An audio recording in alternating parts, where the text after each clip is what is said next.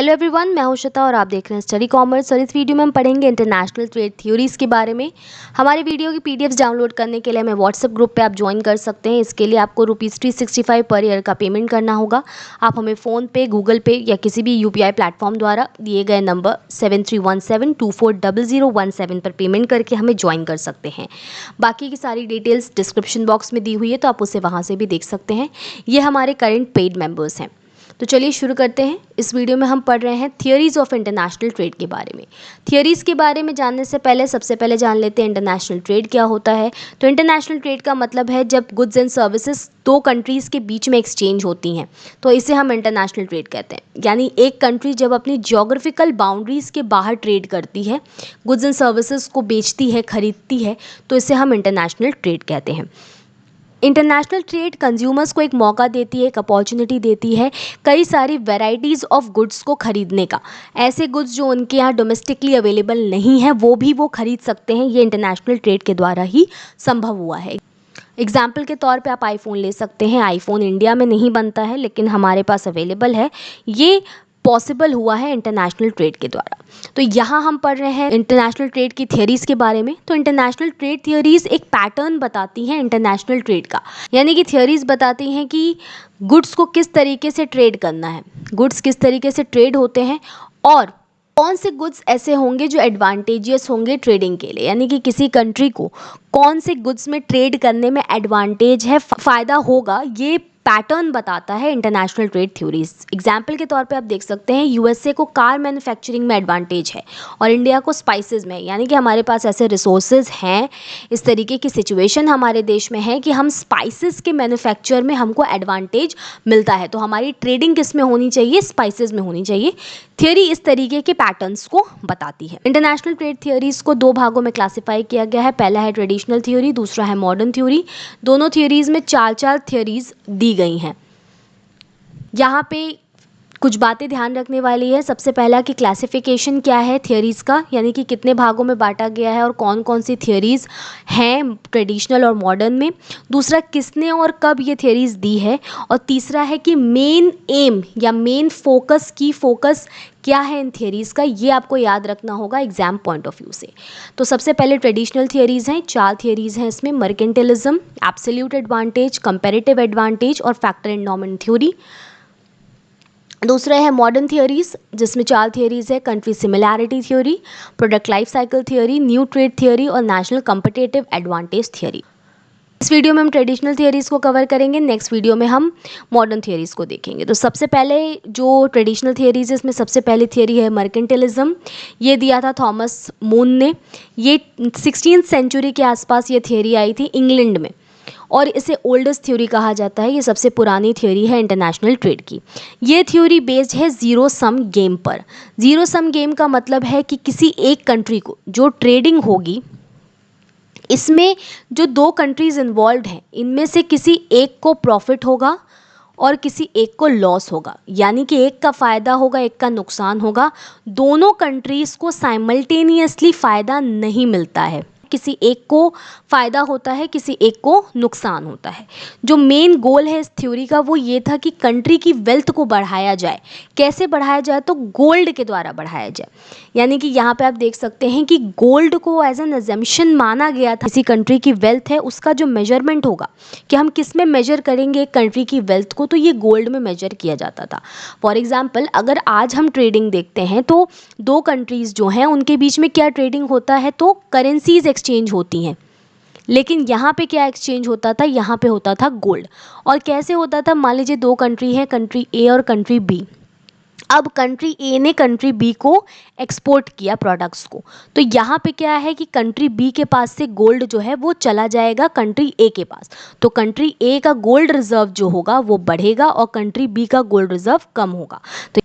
तो यहाँ किसी एक कंट्री को फ़ायदा होता है, दूसरी कंट्री को नुकसान होता है। इसे ही हम ज़ीरो सम गेम कहते हैं। यानी दोनों कंट्रीज़ को साइमल्टेनियसली एक साथ फ़ायदा नहीं मिलता है। अब कोई भी कंट्री अपने गोल्ड को कैसे इंक्रीज़ करेगी? तो एक्सपोर्ट्स को बढ़ा करके और इम्पोर्ट्स को कम करके। अगर हमें अपने यहाँ गोल्ड रिजर्व को बढ़ाना है तो अपने पास गोल्ड बढ़ाने का तरीका यही है कि हम ज़्यादा से ज़्यादा प्रोडक्ट्स को एक्सपोर्ट करें और इम्पोर्ट बहुत कम करें। इससे क्या होगा, बैलेंस ऑफ ट्रेड में सरप्लस आता है। तो बैलेंस ऑफ ट्रेड का मतलब है किसी भी कंट्री के एक्सपोर्ट और इंपोर्ट के बीच का जो डिफरेंस होता है, इसे हम बैलेंस ऑफ ट्रेड के नाम से जानते हैं। यानी बीओटी का जो फॉर्मूला है वो यही है, value of export minus value of imports. यानी किसी कंट्री के जितने एक्सपोर्ट्स हैं उसमें से अगर हम इंपोर्ट को निकाल दें तो इसे हम बैलेंस ऑफ ट्रेड के नाम से जानते हैं, या इसे नेट एक्सपोर्ट्स भी कहा जाता है। तो यहाँ पे क्या है कि एक पर्टिकुलर पीरियड में एक कंट्री ने कितना एक्सपोर्ट किया, कितना इंपोर्ट किया, इसके बीच के डिफरेंस को बैलेंस ऑफ ट्रेड कहेंगे। अगर एक्सपोर्ट ज़्यादा हो रहा है इंपोर्ट से तो ये सिचुएशन होती है सरप्लस की, यानी कि ज़्यादा प्रॉफिट होगा, एक्सपोर्ट ज़्यादा हो रहा है इंपोर्ट कम हो रहा है, तो ये सरप्लस की सिचुएशन है, या इसे पॉजिटिव ट्रेड बैलेंस भी कहते हैं। अगर इसी के विपरीत सिचुएशन होती है और इंपोर्ट ज़्यादा हो रहा है एक्सपोर्ट से, तो यहाँ पे ट्रेड डेफिसिट देखने को मिलता है, इसे हम नेगेटिव ट्रेड बैलेंस भी कहते हैं। तो यहाँ बात हो रही है सरप्लस बैलेंस ऑफ ट्रेड की, तो ये कैसे आएगा, अगर एक्सपोर्ट ज़्यादा किया जाए इंपोर्ट कम किया जाए तो एक कंट्री को सरप्लस मिलता है। अब एक ड्रॉबैक है, ड्रॉबैक ये है कि हमने पहले देखा कि यहाँ पे ये मान लिया गया कंट्री की वेल्थ का जो मेजरमेंट है वो गोल्ड है। तो यहाँ पे ये ड्रॉबैक है कि इस थियरी में किसी और चीज़ को रिकॉग्नाइज ही नहीं किया गया as a major of country's wealth, सिर्फ गोल्ड को ही माना गया। तो ये एक इसका ड्रॉबैक है। अब मर्केंटिलिज्म की थियरी कहती है कि ज़्यादा से ज़्यादा एक्सपोर्ट करिए और इंपोर्ट कम करिए, और इससे क्या होगा, गोल्ड रिजर्व बढ़ता है। लेकिन इसके विपरीत डेविड ह्यूम ने एक स्टडी की थी जिसका नाम है David Hume's price specific flow mechanism, जो कि ये कहती है कि अगर सिर्फ एक्सपोर्ट एक कंट्री करती जाती है या सिर्फ इंपोर्ट ही करती जाती है तो लॉन्ग रन में ये चीज़ नहीं चल सकती। यानी किसी एक कंट्री को सिर्फ एक्सपोर्ट करने से शॉर्ट रन में तो बेनिफिट होगा ही होगा, लेकिन लॉन्ग रन में ये बेनिफिट नहीं होता है, क्योंकि जब लॉन्ग रन में ये चीज़ जाती है तो एक समय के बाद बैलेंस ऑफ ट्रेड में डिसइक्विलिब्रियम आ जाता है। यानी कि एक्सपोर्ट ज़्यादा से ज़्यादा होता जाएगा और इंपोर्ट कम होता जाएगा, तो शुरू में तो सरप्लस होगा लेकिन एक समय के बाद इसमें डिसइक्विलिब्रियम आ जाएगा। डिसइक्विलिब्रियम किस तरीके से आ जाएगा, प्रॉब्लम्स कैसे क्रिएट होंगी कि मान लीजिए किसी कंट्री में गोल्ड बहुत ज़्यादा इनफ्लो हो रहा है, यानी कि एक कंट्री है कंट्री ए है जिसने एक्सपोर्ट किया, बहुत ज़्यादा एक्सपोर्ट कर रही है और इसके पास गोल्ड आ रहा है। कंट्री में गोल्ड ज़्यादा होने से क्या होगा, मनी सप्लाई ज़्यादा होगी, यानी एक कंट्री के पास गोल्ड ज़्यादा है तो मार्केट में पैसा भी ज़्यादा आएगा। अब अगर मनी सप्लाई मार्केट में बहुत ज़्यादा है, सबके पास बहुत पैसा है, सबके पास पैसा है, मनी सप्लाई ज़्यादा आ गई है, तो इससे क्या होगा, जो प्राइजेज़ होंगे वो इंक्रीज़ हो जाएंगे। यानी कि एक इन्फ्लेशन की सिचुएशन देखने को मिलेगी, जहाँ पर किसी एक प्रोडक्ट के लिए जो शायद 10 रुपये का होगा उसके लिए लोग 100 रुपये भी देने को तैयार होंगे, क्योंकि मार्केट में काफ़ी पैसा उस समय होगा। तो ये क्या हो रहा है, ज़्यादा एक्सपोर्ट करने की वजह से कंट्री में ज़्यादा गोल्ड आ रही है, गोल्ड की वजह से मनी सप्लाई बढ़ेगी, जिसकी वजह से प्राइजेज़ अल्टीमेटली बढ़ जाएंगी। यानी कि जब एक प्रोडक्ट का प्राइस बहुत ज़्यादा बढ़ जाएगा तो इस सिचुएशन में एक कंट्री एक्सपोर्ट नहीं कर पाएगी, क्योंकि जब प्राइजेज़ बहुत ज़्यादा हैं तो सारी कंट्रीज़ ऐसी सिचुएशन में नहीं होंगी कि ज़्यादा से ज़्यादा प्राइस का पेमेंट कोई कंट्री कर पाए या इंक्रीज प्राइस की उस पर गुड्स को परचेज करे, तो ऑटोमेटिकली जो एक्सपोर्ट होगा वो कम हो जाएगा। तो यहाँ पे आप देख सकते हैं कि जो डिसइक्विलिब्रियम है बैलेंस ऑफ ट्रेड का, ये खुद से सही हो जाता है और यहाँ पे बैलेंस की सिचुएशन आ जाती है। डिसइक्विलिब्रियम का मतलब क्या है कि एक कंट्री या तो सिर्फ एक्सपोर्ट ही कर रही है या तो सिर्फ इंपोर्ट ही कर रही है। एक कंट्री बहुत ज़्यादा एक्सपोर्ट कर रही है तो लॉन्ग रन में उसको फ़ायदा नहीं होगा, उसको बेनिफिट नहीं होगा, और इंकरेजमेंट किसको मिलेगा, इंपोर्ट्स को मिलेगा, यानी इस कंट्री को अंत में इंपोर्ट्स करने पड़ेंगे। तो ये प्राइस स्पेसिफिक फ्लो मैकेनिज्म है। यहाँ पे आप ध्यान रख सकते हैं कि जो प्राइस होता है और जो एक्सपोर्ट होता है इनके बीच में इन्वर्स रिलेशनशिप होता है, यानी कि जैसे जैसे प्राइस बढ़ता चला जाएगा जो एक्सपोर्ट है वो कम होता चला जाएगा। नेक्स्ट थियरी है एब्सोल्यूट एडवांटेज थ्योरी। इसको दिया है एडम स्मिथ ने ईयर 1776 में। एडम स्मिथ ने एक बुक लिखी थी वेल्थ ऑफ नेशन, इसे भी आप याद रख सकते हैं। ये थियरी बेस्ड है प्रोडक्टिविटी और एफिशिएंसी पे, और यहाँ पे आपको देखने को मिलेगा पॉजिटिव सम गेम। पिछली थियोरी में हमने देखा था कि ज़ीरो सम गेम था। ज़ीरो सम गेम का मतलब क्या था कि दो कंट्रीज़ जिनमें ट्रेड हो रहा है, जिनके बीच में ट्रेड हो रहा है, उनमें से किसी एक को फ़ायदा होता है और दूसरे को नुकसान होता है। लेकिन यहाँ पॉजिटिव सम गेम आपको देखने को मिलेगा, यानी कि दोनों जो कंट्रीज़ हैं उनको साइमल्टेनियसली फ़ायदा यहाँ पर मिलता है। अब जो ये वर्ड है एब्सोल्यूट, एब्सोल्यूट का मतलब होता है कंप्लीट, टोटल एडवांटेज।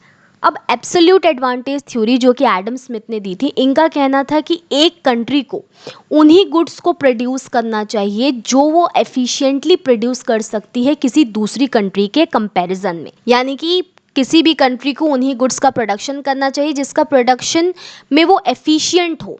दो कंट्रीज़ के कंपैरिजन में अगर हम देखें, कंट्री ए है और कंट्री बी है, तो कंट्री ए जिस गुड में ज़्यादा एफिशिएंट है कंट्री बी से, उसे उसी गुड का प्रोडक्शन करना चाहिए। एक्सपोर्ट उन गुड्स का करना चाहिए जिसमें प्रोडक्शन एडवांटेज हो, और इंपोर्ट उन गुड्स का करना चाहिए जिसमें प्रोडक्शन डिसएडवांटेज हो। जैसा कि हमने एब्सोल्यूट एडवांटेज में कहा कि उन्हीं गुड्स का प्रोडक्शन करना चाहिए जिसमें एफिशिएंसी हो, तो एक्सपोर्ट हम उन्हीं गुड्स का करेंगे जिसमें हमको एडवांटेज मिलेगा प्रोडक्शन करने का, और जिसमें हमको एडवांटेज नहीं है, हमारे रिसोर्सेज उस तरीके के नहीं है, हमको फ़ायदा नहीं मिल रहा है, हमारी कंडीशन ऐसी नहीं है कंट्री की कि ऐसे गुड्स का हम प्रोडक्शन कर सकें, तो उन गुड्स को हम इंपोर्ट करेंगे, यानी जिनमें डिसएडवांटेज हो। अब एब्सोल्यूट एडवांटेज दो तरीके से हो सकता है, एक नेचुरल, दूसरा अक्वायर्ड एडवांटेज। इसे हम एग्जाम्पल के तौर पे देख लेते हैं। सबसे पहला है नेचुरल एडवांटेज। नेचुरल एडवांटेज का मतलब है कि किसी भी कंट्री की किस तरीके की सिचुएशन है, वहाँ एनवायरनमेंट किस तरीके का है, उसके अनुसार उसको किस तरीके के प्रोडक्ट्स को बनाने में फ़ायदा मिलता है। फॉर एग्जाम्पल, इंडिया कॉटन के प्रोडक्शन में बेटर है इन कंपेरिजन टू ब्राज़ील, जो कि कॉफ़ी के प्रोडक्शन में बहुत अच्छा है। यानी ब्राज़ील में इस तरीके के एनवायरमेंटल कंडीशंस हैं जिसमें उसको कॉफ़ी के प्रोडक्शन में बेनिफिट है, और इंडिया की कंडीशन इस तरीके की है कि इसको कॉटन के प्रोडक्शन में बेनिफिट है। तो यहाँ पर एब्सोल्यूट एडवांटेज इंडिया को कॉटन के प्रोडक्शन में है और ब्राज़ील को कॉफ़ी के प्रोडक्शन में है। तो इंडिया को इस सिचुएशन में क्या करना चाहिए, कॉफ़ी को इंपोर्ट करना चाहिए और कॉटन को एक्सपोर्ट करना चाहिए, क्योंकि कॉटन के प्रोडक्शन में उसको एडवांटेज है। और ब्राज़ील को ही इसके विपरीत करना चाहिए कि चूँकि कॉफ़ी में उसको एडवांटेज है तो उसको इसे एक्सपोर्ट करना चाहिए और कॉटन को इंपोर्ट करना चाहिए। ये क्या है, नेचुरल एडवांटेज है। दूसरा एडवांटेज होता है एक्वायर्ड एडवांटेज, यानी कि ऐसी कोई टेक्नोलॉजी जो कि आपके पास नहीं है, कोई प्रोडक्ट है या कोई टेक्नोलॉजी है जो कि एक कंट्री के पास नहीं है लेकिन वो उसे एक्वायर कर लेती है, यानी अपनी कंट्री में ले करके आती है, तो उसे हम एक्वायर्ड एडवांटेज कहेंगे। जिस फॉर एग्जांपल, पहले के समय में इंडिया में क्या होता था कि जो गाय होती है, इससे जो मिल्क एक्सट्रैक्शन किया जाता है, इसमें कोई व्यक्ति होता था और वो गाय से गाय का दूध निकालता था। लेकिन अब के समय में एक काऊ मिल्क एक्सट्रैक्शन मशीन आ गई है, जो कि आप यहाँ पे देख सकते हैं। इस मशीन के द्वारा आप देख सकते हैं कि गाय का दूध आसानी से निकाला जा सकता है कम समय में, जो कि कंपैरेटिवली एक व्यक्ति जब गाय का दूध निकालता था उसमें जितना समय लगता था उससे जल्दी, यानी कि कम समय में ये मशीन जो है गाय का दूध एफिशिएंटली निकाल सकती है। तो ये क्या है, एक्वायर्ड एडवांटेज है। हमारे यहाँ ऐसी कोई मशीन नहीं थी, हमने क्या किया, या टेक्नोलॉजी हमारे यहाँ ऐसी नहीं थी, हमने उससे क्या किया, बाहर से अपने यहाँ अक्वायर किया, हमने खरीदा। तो यहाँ पे किसी प्रोडक्ट या किसी टेक्नोलॉजी को एक्वायर करके भी उसमें एडवांटेज लिया जा सकता है। तो ये दो तरीके से एडवांटेजेस हो सकते हैं एक कंट्री को, नेचुरली हो सकते हैं या फिर ये हो सकता है एक्वायर्ड।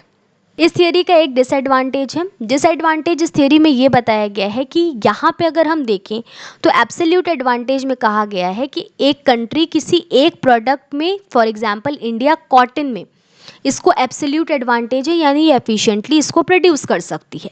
लेकिन यहाँ पर ये नहीं बताया गया कि अगर कोई ऐसी कंट्री है जो दो कमोडिटीज़ हैं, उन दोनों में उसको एडवांटेज है प्रोडक्शन में, तो उस समय उसको क्या डिसीजन लेना चाहिए, ये यहाँ एब्सोल्यूट एडवांटेज में नहीं बताया गया है।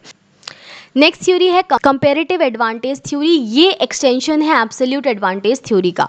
जो डिसएडवांटेज हमने देखा एब्सोल्यूट एडवांटेज थ्योरी का, इसे हटाने के लिए, इसे ख़त्म करने के लिए न्यू थ्योरी आई, कंपैरेटिव एडवांटेज थ्योरी। इसे दिया है डेविड रिकार्डो ने 1817 में। ये भी पॉजिटिव सम गेम पे बेस्ड है, यानी कि दोनों कंट्रीज़ जो ट्रेड कर रही हैं दोनों को साइमल्टेनियसली फ़ायदा मिलता है। तो ये थियरी ये कहती है कि किसी भी कंट्री को जिसको दोनों प्रोडक्ट्स में एफिशिएंसी है उसको कंपेयर करना चाहिए अपनी ही कंट्री के दोनों प्रोडक्ट्स में कि उसको ज़्यादा फ़ायदा किस गुड के प्रोडक्शन में है। जिसके प्रोडक्शन में उसको ज़्यादा फ़ायदा मिले उसको उसे ही प्रोड्यूस और एक्सपोर्ट करना चाहिए। यानी कि उन्हीं गुड्स को प्रोड्यूस करें और एक्सपोर्ट करें जिनमें उनको एफिशिएंसी हो। एग्जाम्पल के तौर पे आप देख लीजिए, मान लीजिए इंडिया है, फॉर एग्जाम्पल इंडिया है, इसको ट्रक के मैन्युफैक्चरिंग में और कार के मैन्युफैक्चरिंग में दोनों में इसको एडवांटेज है, लेकिन कार की जो प्रोडक्शन है इसमें इसको ज़्यादा एफिशिएंसी है इन कंपैरिजन टू ट्रक का प्रोडक्शन। तो इंडिया को क्या करना चाहिए, कार का प्रोडक्शन करना चाहिए और कार को एक्सपोर्ट करना चाहिए। एब्सोल्यूट एडवांटेज में क्या कहा जा रहा था कि अपने यहाँ के प्रोडक्ट्स को कंपेयर करिए दूसरी कंट्री के प्रोडक्ट से कि किस में आपको ज़्यादा एफिशिएंसी है। जिस प्रोडक्ट में आपको ज़्यादा एफिशिएंसी है in comparison to other country, उस गुड का प्रोडक्शन करिए और उसको एक्सपोर्ट करिए, और जिसमें आपको एडवांटेज नहीं है उसको आप इंपोर्ट करिए। वहीं कंपैरेटिव एडवांटेज थ्योरी कहता है कि दो गुड्स में जिनमें आपकी एफिशिएंसी है उनमें आप कंपैरिजन करिए, अपनी ही कंट्री के दो गुड्स में कंपैरिजन करिए और देखिए कि किस में ज़्यादा एफिशिएंसी है। जिसमें ज़्यादा एफिशिएंसी है उसको प्रोड्यूस करें और एक्सपोर्ट करें। लास्ट थ्योरी है ट्रेडिशनल थियोरीज में factor endowment theory. Factor endowment theory को factor proportion theory, Heckscher and Ohlin theory या फिर टू फैक्टर थ्योरी के नाम से भी जाना जाता है। ये एली हेक्सचर और बर्टिल ओहलिन ने दिया था ईयर 1933 में। अब जो ये फैक्टर एंडोमेंट थ्योरी है ये बताती है इंटरनेशनल ट्रेड को, जो एक्सप्लेनेशन देती है ये देती है अवेलेबल फैक्टर्स के संदर्भ में। जैसे कि इंडिया है, यहाँ पे लेबर की संख्या ज़्यादा है, तो ये जो फैक्टर ऑफ प्रोडक्शन है ये इंडिया के पास क्या है, अवेलेबल है, ज़्यादा है।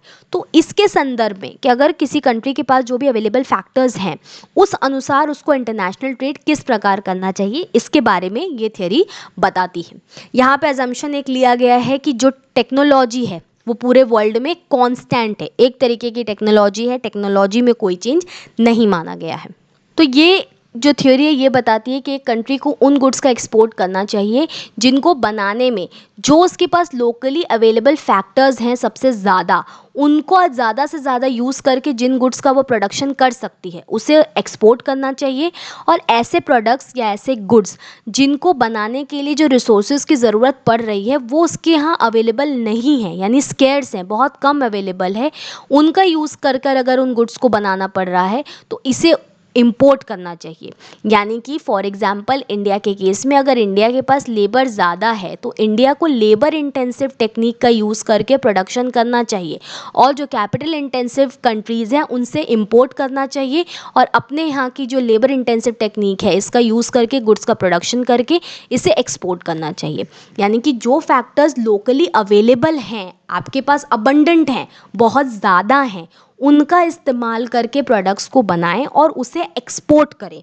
और ऐसे गुड्स जिनको बनाने के लिए जिन फैक्टर्स की ज़रूरत पड़ रही है वो लोकली अवेलेबल नहीं है या बहुत कम मात्रा में, तो ऐसे गुड्स को बनाने के बजाय उन्हें इंपोर्ट किया जाए। तो फैक्टर एंडोमेंट थ्योरी क्या करती है, फैक्टर्स ऑफ प्रोडक्शन पे फोकस करती है। फैक्टर एंडोमेंट थ्योरी के अनुसार कोई भी कंट्री जिनके बीच में ट्रेड हो रहा है उनके इकोनॉमिक स्ट्रक्चर में डिफरेंसेस होने चाहिए। ऐसी दो कंट्रीज जिनके पास फॉर एग्जांपल मैन पावर बहुत ज़्यादा है, अगर वो आपस में ट्रेड करेंगी तो ये पॉसिबल नहीं होगा क्योंकि दोनों की तरीके के गुड्स बनाने में स्पेशलाइज्ड होंगी। ट्रेडिंग जो है ऐसी कंट्रीज़ के बीच में होता है जिनका इकोनॉमिक स्ट्रक्चर एक दूसरे से काफ़ी डिफरेंट होता है।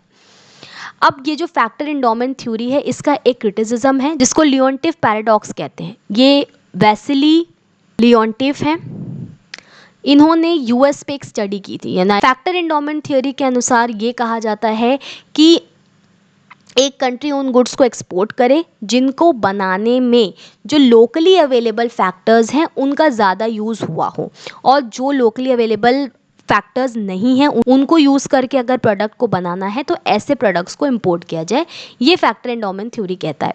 लेकिन लियोन्टिफ पैराडॉक्स के अनुसार जब इन्होंने यूनाइटेड स्टेट्स पे एक स्टडी की तो लियोन्टिफ ने अपनी स्टडी में पाया कि यूनाइटेड स्टेट्स जो मोस्ट कैपिटल अबंडेंट कंट्री है, यानी वर्ल्ड की ऐसी कंट्री होते हुए भी जिसके पास सबसे ज़्यादा पैसा है, ये सबसे ज़्यादा ऐसे प्रोडक्ट्स को एक्सपोर्ट कर रही थी जो कि लेबर इंटेंसिव थे। यानी कि इस थ्योरी के अनुसार जो फैक्टर्स एक कंट्री के पास लोकली अवेलेबल हैं, उन्हीं का यूज़ करके उसको प्रोडक्ट्स को बना करके उसे एक्सपोर्ट करना चाहिए। लेकिन यूएस यहाँ पे जिसके पास कैपिटल बहुत ज़्यादा है, यानी इसे कैपिटल इंटेंसिव टेक्निक का यूज़ करके एक्सपोर्ट करना चाहिए कमोडिटीज़ को, वो इसके बदले लेबर इंटेंसिव टेक्निक्स का यूज़ करके कमोडिटीज़ को बना करके एक्सपोर्ट कर रही थी। यानी कि इस जो थ्योरी बताई गई थी फैक्टर एंडोमेंट थ्योरी, इसका ठीक विपरीत हो रहा था यूएस में। यानी यहाँ एग्जाम्पल के तौर पे आप ले सकते हैं कि जो यूएस है, यूनाइटेड स्टेट्स है, इसको कार बनाने में ज़्यादा एडवांटेज है क्योंकि जो लोकली अवेलेबल रिसोर्सेज हैं उससे ये कार इजीली बना सकता है, तो यहाँ पे इसको कार का एक्सपोर्ट करना चाहिए। लेकिन इसके विपरीत ये क्या कर रहा है, लियोन्टिफ पैराडॉक्स के अनुसार, कि ये इंपोर्ट भी सबसे ज़्यादा कार का ही कर रहा है।